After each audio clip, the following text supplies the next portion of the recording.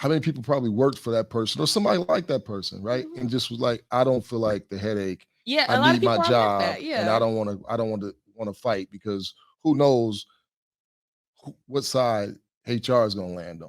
Oh, You know what I mean? And you're talking about Google, right? It's like you're talking about like you going but up you talk against about Google, Myya. Um, of course, right? but you talk Right? about Myya is a Yeah. whole different Talk. story.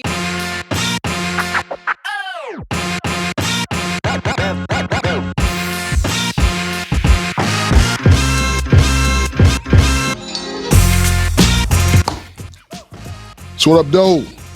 It is Dewan Dandridge, CEO from Black Leaves Detroit, back with another episode of Speak for Yourself.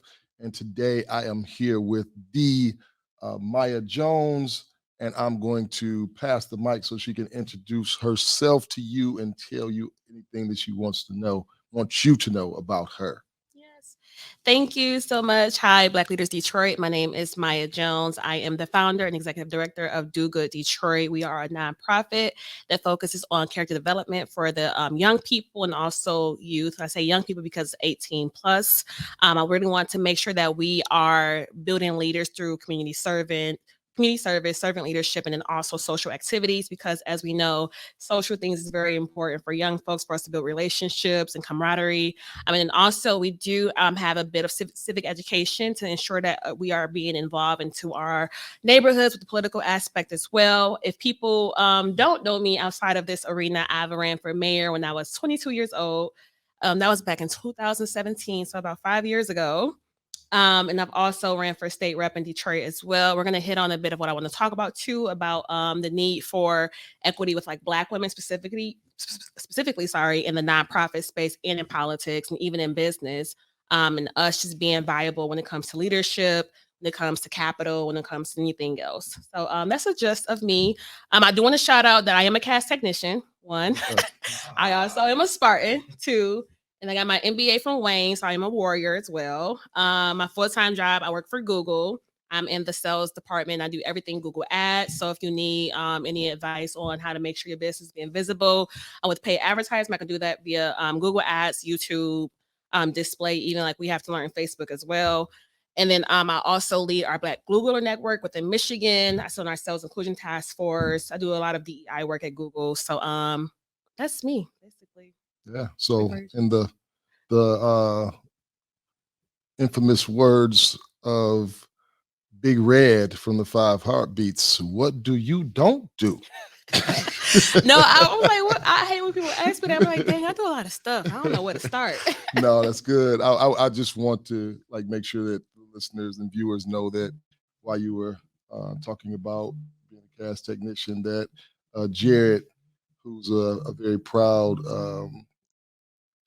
alum of Crusader from Martin Luther King, wanted to make sure that everybody knows that he was a little bit annoyed by that cast tech reference. I don't know why y'all do all that set tripping uh, amongst your schools. Honestly, as long as it But ain't Renaissance, I'm cool. oh wow, so that I don't know if how Jared should take that, if he takes it as like you cool with him or if like Mm, you don't see them as real competition. I'm not sure. it's just on the football field. It's the only time we got beef. So Okay, everything outside of got you, that, got you, got you, everything got outside of that you. is cool. All right. Well, I was going to get into some of what you um, touched on in your introduction later on in the conversation, but since you brought it up, like let's dive into it. So you use the term equity, which I'm just coming back from a conference where there was a lot of talk about equity, and I'm kind of equitied out on like the term and the use of the term and Yeah. trying to explain to people what equity is. I'm just like wanting to get to it and just do it, right? Mm-hmm. As opposed to like having so many conversations about it. It's turned into a buzzword Right. that now it's kind of like making my skin like crawl when I hear it sometimes. But what do you mean when you say like equity as it relates to women and Black women in particular? And I'll ask a follow up question after you go there. Okay, so what I mean is I'm gonna like break it down real quick. So I'm 27 now, I'll be 28 on Saturday, actually. Okay. So I've been doing Happy early birthday. thank you. I've been doing DEI work for a long time actually, since I would say like 17. So about 10 years since I've been in college when I actually knew I was doing DEI work. Way back when King was killing y'all on the football field. Oh no, never. Okay.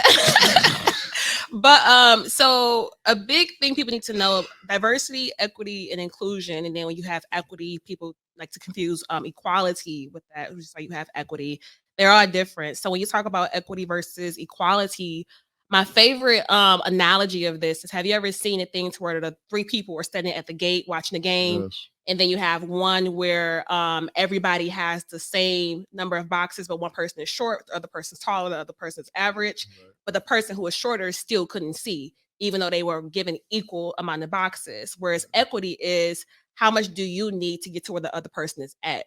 So in that analogy, it was height to be able to see the game, right? So you give this person 3 boxes, give this person 2, and give this person 1.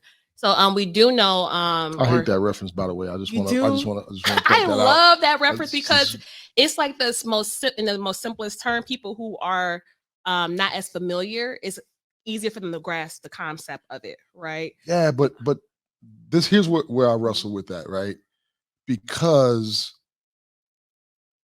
the consistent theme of us being less than somebody, in my opinion, It's about Black people. Yes. Oh no, I didn't even get there yet. Yeah, I'm just talking about the but what analogy. I'm saying is because a lot of times that's the conversation that we're having, right?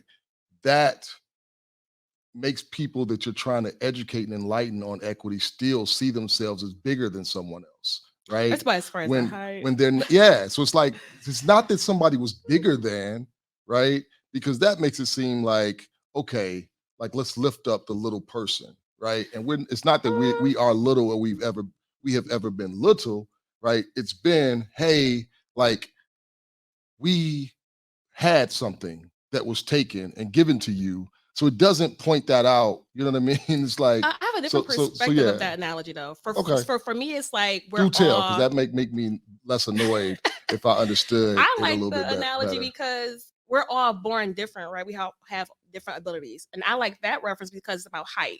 You can't control how much height you born with when you're born, right? So that's something that's really uncontrollable. And we're all born into different circumstances. So if I am born with a different ability and I know that I am privileged in a certain way, then I should do what I can to help somebody else who's not as privileged as me. For me, it's not about being bigger or being better. It's about we all have certain privileges that we must acknowledge. And if a person that we know don't have the same privilege, how can we help them have I don't want to say the same, but get to where they're trying to go in the same capacity as us. So for me, example, I have 2 degrees, right? There are a lot of people who are not educated here in Detroit. You have 14% of the population has an education over high school. So I have to acknowledge my privilege that I have 2 degrees, right? So how do I give back? I give back by making sure that the resources that I have learned in school take it back to my community through free educational courses that I do with people at Google. That's how I make sure that people are given equity because you don't have to work for Google to have this access, but I can expose you to it and give you the resources for it. So for me, it's not about I can easily be like, oh, I'm better than people because I got 2 degrees, right? I'm one of the 14%, but no, I'm going to make sure that I'm giving back resources to people who I know don't have what I have.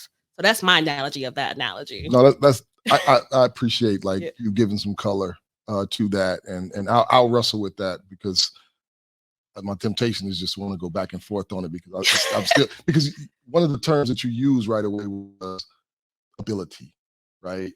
And it's I think it's an opportunity conversation, right? So ability, equity, and ability versus equity and opportunity is 2 different things, right? So like if I can just run faster than you, right? And we starting from the same starting point, and you want to give me a head start because we already know that I run faster, or I want to give you a head start because we already know I run faster than you. But it's like, no, like I started the race like 5 laps before you, right? So that's a whole completely different conversation. Agreed. But agreed. I don't remember how I started, but if I did start that way, I didn't mean to. No. Yeah. It's really I'm jacking where you were going with it, hijacking where you were going with it. And that was not my intention. I just wanted to point out that I'm annoyed by that image. But when it comes to Black women, let's go back to Black women. People tend to put this in a phrase? They want to use us, but not like assure that we have leadership positions. And then also like when it comes to a lot of things, whether it's like mansplaining or if it's not giving us resources, or if it's talking out. This is what happens to me in any space, like, talking over us, or just not giving us the same promotions, or even like in Silicon Valley, like I'm in the tech industry, right? You'll see a lot of people being awarded different grants or different funding and capital to run their business and their startups, but you don't see a lot of Black women. And my favorite thing to point out, and I love that she does this. Her name is Morgan. I think her last name is Debune. She started Morgan Debune. what's the company called? Oh my god, it's like slipping my brain right now. But she has this company that I can't think of right now. It's on the tip of my tongue. Hold on to that. Morgan Debune. We're gonna Google it because gonna run into a commercial real quick.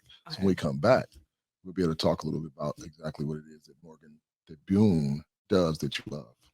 Jana K is one of the premier vendors at this year's downtown Detroit holiday market at 1 Cadillac Square. The shop offers luxurious charcuterie boards and boxes filled with exceptional ingredients intended to engage with the senses, alongside a collection of glassware and home accessories. The market runs now until January 1st, open Wednesday, Thursdays, and Sundays, 11 a.m. to 8 p.m., and Friday and Saturdays, 11 a.m. to 11 p.m. What started as an experience for guests during a backyard quarantine-style birthday party morphed into the charcuterie brand, Jana K. The brand has grown exponentially since its inception, largely due to its curated selection and pairing of fruit, cheeses, meats, and wines. Each board is an experience of an array of cultivated pairings that have been curated to provide tasteful, beautiful, and opulent delights. Visit our website at jannak.com or our IG page at JK Charcuterie. When you think of charcuterie, think of Jana K. So we are back with Myya Jones, and you were just getting ready to tell us what it is that Morgan Debune. Yeah, we probably butchered her last name, but sorry, Morgan. Sorry, Morgan. But she started Afrotech, and she will always post about her struggles with getting capital. And you would never have thought that she had issues, because she was doing such a phenomenal job on her presentation of the company and building it for years. She's been building it, and also she has Travel North too. It's a online platform for Black people who love to travel. So for me, it just really showed that even the people who you feel like are being successful in the industry are still struggling to gain the same amount of access as people who are not even on their level. So if she was given the same type of like capital and equity to do what she wants to do, like how much farther would she be? And then she also talked about her struggle like buying a house because of her credit, because of, a lot of us invest our own funds into our projects to where we're not even probably paying bills. I know I wasn't paying bills for some stuff, missing payments, because I feel like my community work was more important and more valuable than like, okay, I could miss this bill and pay it later type of ordeal. So just knowing that she has similar struggles and she was very, vulnerable about it and open about it, showed me like, okay, I have to really like press on, because there are people who are further along than me who are still having issues. So it's just another thing for us to tackle as far as like equity. But for Black women too, even in the political space, I'm keep jumping back and forth. Detroit has never seen a Black woman mayor. One, we've never seen a Black woman in the Senate. I've never seen a Black woman governor. And then two, when it comes to Black women who are under 30, we have also, if you're not in a family who's already politically involved, you're not being elected before you're 30 years old, period. So why is it that you have a bunch of people who can see, because Black men struggle too, but a lot more Black men get elected younger and get more capital than women as well. So we have to deal with racism, sexism, ageism, all these things, but still persevere through.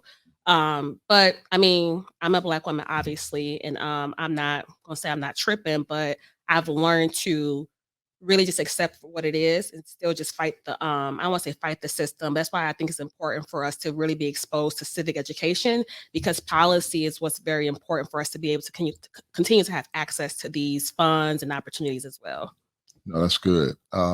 Thank you for sharing that. And I guess the question that kind of comes to mind for me is, I'm thinking about a conversation I had with another sister that works in Detroit, and does work in philanthropy, and she was talking about like watching people that didn't have watching colleagues that didn't have the same level of experience as her get promotions, Mhm. and people make all kind of excuses or reasons why they would like just trust that this person is better qualified or more prepared and ready for the promotion than she is. Like, what's the process that you go through when you see something like that, if that's been your experience as well? Oh, that actually has been my experience before. So, at Google, I don't really care. I actually didn't get promoted one time because of a manager being racist and retaliatory against me, and I had a year-long HR case, which I ended up winning. So I did get a promotion. In the end, I got back pay, but my whole thing was I had to go through a year-long HR battle because this person decided that they wanted to be racist, and we was a lot all the black women on the team. He was very just like nasty towards. But the other girl who was on the team who was black, she was already a level above me. She didn't really care. She couldn't get promoted anyway because it's a level barriers at our where we were.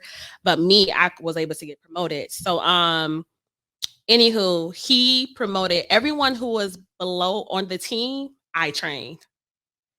I was the most senior and tenured person at the time in our whole org. But because my manager at the time wanted to be racist, I didn't get promoted. So when we went through the whole HR thing, they're like, she's exceeding on her numbers. Everybody before her or after her got promoted. Well, it's like basically what was the issue? So they did a whole investigation. Again, I won the case, but had I not been an advocate for Right, myself, right. How many like worked under that same person and yeah. Well, he was a just didn't newer work? manager too. Yeah, but I So mean, yeah. I imagine he's newer there, but I imagine he worked somewhere before, right? And how many people probably worked for that person or somebody like that person, right? Mhm. And just was like, I don't feel like the headache. Yeah, I a lot of need my people are like job, that. and I Yeah. don't want to. I don't want to fight because who knows what side HR is going to land on. Oh, yeah. You know what I mean? And you're talking about Google, right? It's like you're talking about like you going But up you talk against about Google. Myya. Um, Of course, right? but you talk Right? about Myya is a Yeah. whole different Talk. story. So I had to tell people it was very interesting. And I felt like he would try it on me because again, I'm it's not president, but I'm the lead of the Black Googler Network. I'm the lead of the Sales Inclusion Task Force. I'm doing all this DEI work. I've been flown out to open for our CEO to speak to the head of HR. Like I've done all this stuff, but it's like people have the audacity still. Especially he was a white man, and a white man of privilege. So you still have the audacity to believe that despite my numbers, despite my leadership, despite my all my diversity work, that you being discriminatory and retaliatory against me, a person who's very active in the DEI work, a person who's very vocal about a lot of stuff, would sit and allow you to do that to me. So I thought it was actually interesting. It was very traumatizing. I ain't gonna say hold you up. It was very traumatizing. But at the end of the day, I'm gonna always speak up for me and make sure I get my pay because I'm not gonna sit here and do all these hours and work all this and help Google make all this money, millions of dollars, and I can't get my right for promotion to make the little pennies I make off the dollar I make them. So Yeah. No, well, shout out. My hat goes off to you. And like I appreciate that story. I thank you for sharing it and being brave enough to even continue to share the story. Um, and I pray that like you taking action and not allowing somebody to just um, yeah disrespect you and in that way. I hope that it works out for others that come behind you. yeah, and that's Right. the thing. It's crazy because even after that happened, people run their mouth, you already know. But people were so shocked that I won that case. I was like, maybe if y'all start speaking up for yourselves, y'all will win y'all cases too, instead of running from things and people. We don't always have to run from situations. All we got to do is just be brave enough to speak out because there are policies put in place to protect you. And if there's not a policy put in place, that's why you join orgs like BGN because we got a lot of stuff put into place too, even like Juneteenth, right? Google never celebrated Juneteenth as a holiday, but we were active in creating policy and talking to higher ups to be able to make Juneteenth a holiday so we get the day off. So if you're not, again, let's go back to politics and policy and civic education. If you're not aware of the laws and that govern your job, your city, your block, then you're not going to be able to put yourself in a position to be able to win. So that's why it's important for us to be active in that space because we can create those policies and we have to elect people to lead us, because after my case, even before my case, people used to always come to me about programming, DEI stuff. But even after my case, Myya, how do I handle this? This is happening with my manager, and I didn't get promoted. And how did you do this? And I used to always tell them, like, first thing is just speak up and go to HR. And then 2, keep a paper trail. And then 3, get activated and involved. Like, I can't be the savior for everybody. Like, y'all gonna have to be a savior for people who come after you too.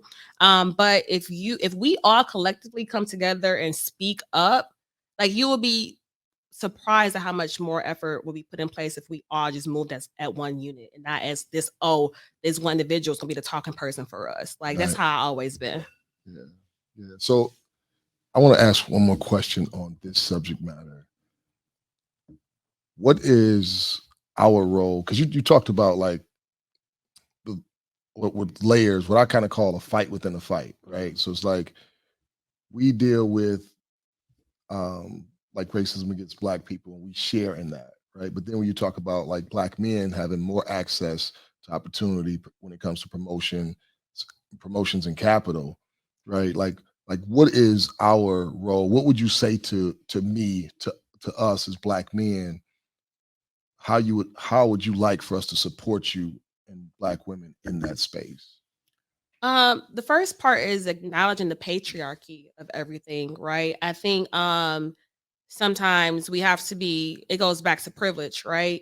If we don't acknowledge the privilege that we have or even recognize the privilege we have, it's kind of hard to really put yourself in a position to help somebody else when you don't even know that you're benefiting from a certain intersectionality that you have that I don't have, right? So it's about awareness, one, and when you're aware, you can be able to, and you own it and be able to be like, okay, I have this privilege, so I'm gonna use this to help somebody else. That's where it all starts and ends, is the recognition of our privilege and being able to be brave to put somebody else in a position to win. But again, it goes back to the whole equity talk too, as well. But if you don't know you have that privilege, or if you don't know that it even exists, the sexism or the ageism or the racism, it's like, how can you even like assist in any way? So that's where it starts. No, that's good. Thanks for sharing that. So the next question I have is around Black Leaders Detroit and like funding for Black entrepreneurs. Like, what were your thoughts when you learned that there was some funding out there, though it probably is a drop in the bucket as to what you need to really bring to full fruition what it is that you're looking to do through your organization? What were your thoughts when you realized, okay, there is some funding and it's real for Black people in the city of Detroit? I actually thought the whole concept was really dope. Actually, my first time actually hearing about it was this summer at the fashion show. So I went to the fashion show with my mom. She dressed Detroit Drip. the Drip Fest. Yes, it was very nice, by the way. Thank you. But I think that I was ecstatic actually, because every dollar helps somebody. Like, it can be $10. This is coming from somebody who campaigns. Like, every small dollar is a benefit towards somebody's mission. I don't care if it's even $1, because it all adds up. The same thing with the $1 a week with 1 million members, right? It's not about always one big thing, but for me, even when I was in college, I had a bunch of small scholarships, which was able to fund my entire college career. So if I only went after the big funding and focused on big funders that are more competitive, like, I wouldn't have been able to pay for my entire, tuition and room and board. So having entities like Black Leaders Detroit be able to give even those small dollars is going to grow until you're able to give away $30,000 grants too. So you're only like, what, 3 years old? Yes. And to be 3 years old and being able to have as much impact if you have already today is honestly, in my eyes, instrumental, because I work with businesses at Google who've been in business for like 5-10 years, and they're not even able to have as much impact as you all have with their how long they've been established. So just being able to have this ground level like laid for you all, for me, y'all doing a heck of a job. Thank you. Thank you. Appreciate that. So you ran for mayor. I did. I didn't do it because I really wanted to. I did it because nobody else was running against him. Okay. Who is the him? I don't know. Y'all know So who y'all mayor is. Our mayor is Mike Duggan, right? Mike Duggan's our mayor. He don't claim me, so I don't know if he my mayor. Okay, well, he's the mayor of the city of Detroit, Yes. right? And you ran, hmm right? But did you run to run against him, or did you run because there's some philosophical differences in the way that direction that you see the city going, as opposed to the direction that you would like to see the city going? It was both. So let's take it back. I was 21 when I decided to run. I had turned 22 before I announced, right? So that summer was 2016. I was in Congress interning with Brenda Lawrence under this Congressional Black Caucus Foundation. So I was very involved in student government when I was in college. I was president of BSA. People don't, I'm a Delta, by the way. You know, we were involved in social action, everything politics, and I was in a business college. So my life has been business and politics my whole life, right? So a mentor told me I should do that internship instead of the Google internship. Ended up in on the Hill. And it was a summer when Hillary and Trump were running against each other. It was like the craziest summer. It was so fun. I love chaotic stuff. So DC was very chaotic during that time. You and I have that in common. So DC was so chaotic during that time, but it was an experience like I've never experienced before because again, I'm a part of student government. We're having these policy conversations and roundtables and passing laws and writing and drafting all this stuff in school. And I never knew I was doing politics then. But when I got to DC and I watched the congressional people, I'm like, this is the same thing we're doing at Michigan State, but it's like on a bigger level, and we're more effective than them because we ain't sitting here arguing. We're actually putting in effective policy for students to have access. And again, president of BSA, it was a lot of resources being taken away from Black students, and I was very vocal. They loved, hated me, but I can walk into any vice president's office. I got so much stuff done during my presidency at Michigan State for Black students on campus. And I wanted to translate that from school because I was going to be graduating to Detroit because it was a scholarship essay I had that talked about gentrification. I don't know what the world gentrification was. So I actually won it. It was from NASB or I can't remember right now, but I know the abbreviation. Sorry, Sora, you gonna hate me. But so I looked up gentrification and I was like, oh, that's the word for what's been happening in Detroit. I didn't know it was a word for that, you know, because we experience things as Black folks, but we never know the terminology of what's going on, right? Yeah, definitely. I want you to pause right there because we can go to a quick commercial and then we'll bring it back and pick up right at gentrification. Okay, cool. All right. So October, we know a lot of people celebrate Halloween. But did you know it was a Black woman who created one of the most iconic costumes that are still worn today, which is the Playboy Bunny costume? That would be Zelda Wynn Valdez, who is responsible for making that costume. Now, Zelda Wynn Valdez is an American costume designer and fashion designer. In 1948, Valdez opened up a boutique on Broadway, and she was the first Black-owned boutique on Broadway. So, and the name of the boutique was Chez Valdez, and it got a lot of attention from multiple people, including Hugh Hefner. So, Hugh Hefner reached out to Zelda for her help, and that's when she came up with the Playboy Bunny costume. And like I said, we've seen that costume several times. Every Halloween, somebody is a Playboy Bunny, but that's because of people like Zelda Wynn Valdez. So Myya, you're talking about running for mayor, talking about coming to an understanding of what gentrification meant, though you saw it happening in the city of Detroit. And you can pick up right there where you left off. Okay, the scholarship was the National Association of Security Professionals because my soror was gonna kill me if I didn't say that. But so when I was in DC during the internship, I was actually looking for somebody to go back home to campaign with. Right, I wanted to help them run their campaign and help them become the mayor. I specifically wanted it to be a Black woman. So I had seen one Black woman who was like kind of gonna run, but when I got back home by the end of the summer, like there was nothing and no word on the ground about her campaign. So I'm like, if a person really wants to be the mayor right now, they gotta like start campaigning right now. This is like my business mindset, right? You want to like start getting on the ground right now to really build out a really nice and good campaign. So when I realized that nobody was serious about running against him, I was like, I went to the charter. I looked up all the rules and stuff. Again, policy you got to read. So, and I read through the charter and I was like, well, I qualify to do this, so I'm gonna go ahead and run and I'm gonna do it. So that's what I ended up doing because I couldn't find anybody else to help on their campaign. The second time, and you know, on that one, it became like a I wouldn't even say like a national. It was international because I had the interviews over in Europe as well during that campaign. I had like a Teen Vogue spread, all these covers and stuff, but I didn't really care about that. The most important part for me was getting our issues on the table. Like even when they didn't put me on the ballot, right? I was still very vocal about our issues because people get bought out all the time, but I'm like, I don't really have anything to lose. I was 22 at the time. I'm like, I got all the more to gain. This is what we were talking about when I was telling you about having people around you who are not just like-minded, who believe in the vision, because everybody ain't gonna believe in your vision. They can't see what you see. So it's gonna be hard for them to stay by your side when you have a big vision for something that we've never touched before. So a lot of stuff we're doing, we as Black people haven't touched. So it's hard to be like, oh, I can actually achieve that. So for me, I believe I can achieve whatever I put my mind to. I've already proven that to myself.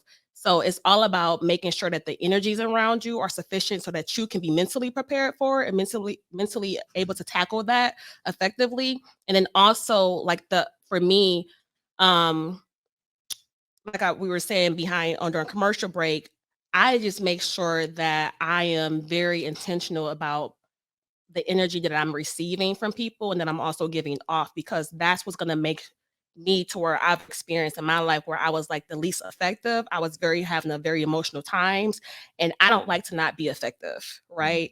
So again, going back to the whole campaign thing and running for office, I did it to ensure that we had our issues on the table, but at the same time, there were people kind of like I don't want to say working against me because I didn't know they were working against me. It was like we don't really know or believe she can actually achieve this because it has not been done. So because we don't see the vision, it's like people project onto you their insecurities and also their I don't want to say incapacity because is that even a word?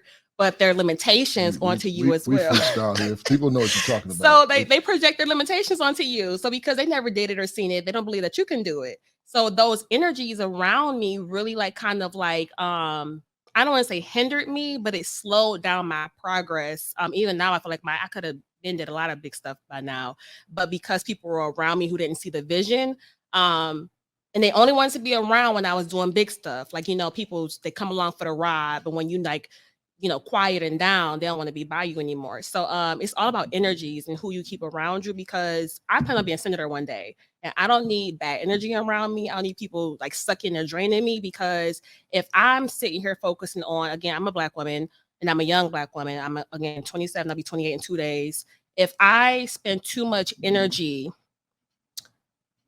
trying to focus on stuff that doesn't really matter, that's irrelevant, it's going to really hinder my progress. And me not even having equity is already hindering my progress, right? So even when I was in college, I would tell my mama, if it ain't nothing positive, don't call me. If y'all got drama, don't call me because I don't have the capacity to do schoolwork, be on all these boards, make sure I got money for school, and I'm working 2 jobs, and you want to call me about some drama that don't really matter. So I didn't talk to my family for months at a time because I had a low tolerance for bullcrap, honestly, and I still have a low tolerance for bullcrap because I know where I want to go, and I know what type of people I need around me to go to those places. So again, like you said, as a Black woman, what do? I just ensure that I'm always having tunnel vision and I'm always just sure of myself and my goals. Because when you're sure of yourself, your goals, and you keep the positive people around you, we can achieve whatever we want to. But we have to, again, have the oneness and the ownership of that. So I went on different tangents. That's but- okay. That's okay. My mind can follow different tangents because Okay. I do that all the time, and my mind works that way. So that's cool. I hope our listeners can keep up with it too. I have like several questions that come to mind from all that you just shared. One of them is,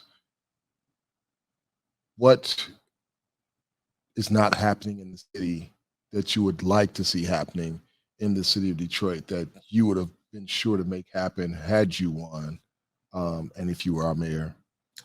The main thing that I am really still focusing on, which is part of my nonprofit, what I'm doing too, and people, you can say what you want to say. I don't really, I care, but I really don't care. But occupying spaces that Black folks don't occupy, which is like one downtown. I purposely live downtown because it's gentrified. So it's like an active protest. For Yes, you it's a, and to live down there. I live in a 2-story penthouse in one of the best apartments downtown, because when you see this young Black girl coming into this building, yes, I'm going to the penthouse floor. And I got 2 floors and I'm paying for it because you don't see that often. And then 2, it's really an active protest, because I could have been bought a house, but I don't want to, because like you said, I would have made sure that people, because how they do the whole thing with the area medium income and AMI and whatever, it's not just for Detroit, it's for the surrounding areas. But Detroiters don't make as much as the surrounding areas. So why would you include their income into how you tabulate the percentages of low income housing within these apartment complexes? You're getting all this funding for these buildings, but yet Black folks don't have access to it, because the average income of a Black person in Detroit is 19,000, a household 25,000, and who can afford to live downtown with that So kind you of money? mean to tell me when they put these things in place to supposedly assure that Black people in Detroit that have been here forever, that kept the lights on when everybody started to come, don't have access to that? To proper Who's housing. ending up there? Listen, it's not us.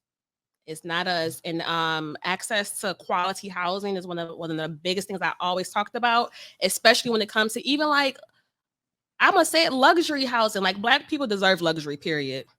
Like, we deserve to live in nice, up-to-date housing, whether it's an apartment, a condo, a house, it doesn't matter. House with 2 floors. Yeah, so it doesn't matter. Like, we deserve that, Downtown. because I always tell people, like, if we're always fighting for a higher minimum wage, right?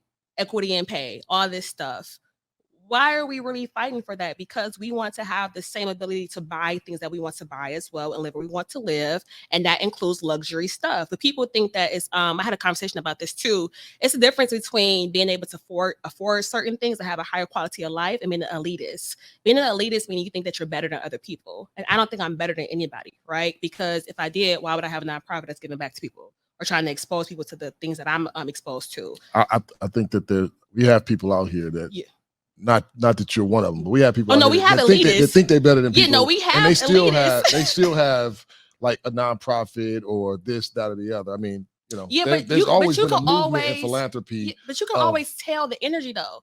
I feel like with elitism, it's always a certain energy that people give off, right? And I like to believe I don't give that energy, because people they always want to do positive things with me. And I really enjoy that about myself. And like, going to therapy helped me realize that, is that people who want to do positive stuff is kind of like attracted to me. Even you have the people who want to just, go along for the ride and everything. But for the most part, I had to like block out the noise and realize, what do people come to you for? They come to you for resources. They come to you for advice. They come to you for positive stuff.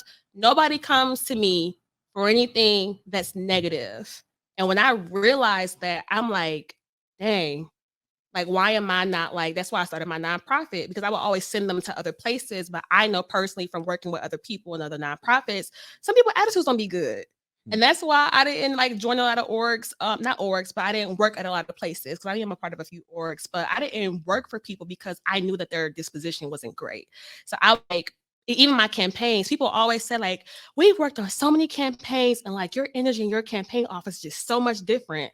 And I'm just like, but shouldn't all campaigns be this way? Shouldn't all businesses be this way? Like, you want to like, enjoy life, enjoy people, and put positivity out. So that's why I started my nonprofit, because I'm like, if people enjoy my energy, why not create space for that to really flourish, so that I can develop more young people to have better. This was why I'm focused on character development, because when you develop somebody's character and to always want to be positive, and be nice and be what other words am I looking for? That's not stereotypical. Just being just positive. I'm just use positive. Like, I just want to create more positive people who want to put out more positivity and good energy. No, that's So good. that's basically it. That's good. So I'm gonna fire a couple more questions your way, and then we're gonna let you get out of here and get prepared to celebrate your birthday in a couple days, right? So what is the thing that you're most proud of so far, that you've been able to do through your nonprofit? It sounds like you have a lot to be proud of, obviously. But through your nonprofit, is there one thing that kind of stands out, either the moment, somebody that was impacted by it, or something that you was able to accomplish? Okay, I'm gonna say this because he won't hear this until later on because it's not gonna air for a little while, right? Okay, I am actually most proud of my friend Greg, who he don't know this right Shout out now. Greg. Greg is gonna be one of my co-founders because there are so many people who came to me and said they want to help me do this and help me do that. They gave themselves titles and all this kind of stuff. And again, I'm a worker, so I'm used to like anytime I was a part of an org, I'm the one who's doing all the work and everybody else is getting the credit, or they're along to get the credit I gotta along with believe there me. was somebody else doing something. Oh, trust and believe. People admit that they didn't do anything. It was mostly just me. Yeah, it's a lot therapy, but But you found Greg. no, Greg found me. Greg found me, and he's just been so active and adamant about ensuring that because I had actually he found me without knowing I was going to hire him as my photographer for my yacht party during my opening weekend, right? So he got to me before I got to him. And I was like, oh my God, I was going to actually hire you anyway. But yes, come to the yacht party, take the pictures and everything. After the yacht party in the weekend, he was always calling me about getting involved because he said what you're doing is phenomenal. And Greg is actually putting his business out there. He's a felon. So he's been wanting to find a way to like really get back to what he used to do because he found himself in an unfortunate situation, but he was doing positive stuff before he his incident happened. So he has like again, you can tell when somebody doing something for like clout or when they're doing it because whatever, but he has really made my life easier since my car accident. And me and Gerard were just talking like, okay, so I've had a crazy AKA life. Jared. Well, I told you I keep calling you that. I'm so sorry. But okay. But so 2 months ago I got into a car accident. My brand new baby, my dream car was smashed. But it was fine because me and my sister are alive. I suffered a really bad concussion. So I've been like working through that. And honestly, my nonprofit has been the main thing that's been like helping me, but I was still struggling. And then Greg has been helping me put the pieces back together. And then last week I witnessed a murder. I had 2 funerals. What? Yes, it's been like a crazy time. So again, like emotionally, I just have been clocked out, right? But I've had my friend Greg, who was very adamant about helping me make sure I executed everything. Myya, have you done this? What do you need me to do? And like when I tell you, like he's put so much work behind this fundraiser coming up too, but making sure that we're integrating because he's in the entertainment scene. So he's been integrating and seeing how can we put more positivity into that area because a lot of folks over in that area they want to do positive stuff. But they feel like it's a disconnect between nonprofit space and entertainment and also politics. So we're using our collectiveness to really like bridge gaps in different industries to really create impact and change. But that's my most proud thing is Greg because it's showing me that because of who I am, people don't even just want to get involved, but there are people who are going to actually come behind you and help push the mission. Yeah. And I'm just proud that all the work that he's doing because again, when you talk about impact and everything, like I've been able to impact him. He even told me that too. Like I'm just so happy to be a part of this. And I'm just like, why? Like, because it's just so positive. Like, that's I'm dope. like, yeah. That's dope. Well, we appreciate Greg. Shout out again, Greg. And definitely don't want to miss the opportunity to, just say that I'll be praying for the family that's dealing with the loss. And you say you witnessed the murder, and also be praying for you because it sounds like with all that you're going on, you have a sense of responsibility to keep going. But like that, you can't have that type of experience without it impacting you in a bunch of ways. And I also want to say that I'm glad that you and your sister are here in spite of you losing your dream car. Thank you so much for sharing this time with us. Thank you for blessing us and speaking for yourself here with Black Leaders Detroit and our listeners. Again, happy birthday to you. Thank you. Yeah. That's a wrap, y'all.